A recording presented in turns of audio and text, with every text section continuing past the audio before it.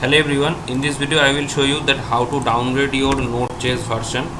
So for that, first of all, let's clear the screen, and here if I go to my root folder, okay, and if I type node -version, you can see the version is 24, but I want to downgrade into node 24 or node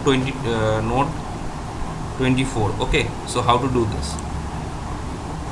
Okay, so I basically want to downgrade into Node.js version 22. Okay, so let's see how to downgrade from 24 to 22.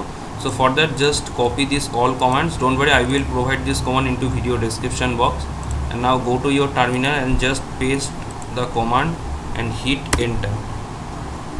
So as you can see, it started installing all the things, and it asking me for my password.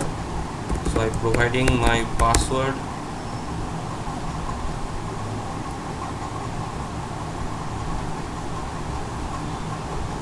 So as you can see, it started downloading Node.js version 22. You can use this for any types of command. Okay, so as you can see, the version is 22. If I clear and if I type node version, you can see version is 22.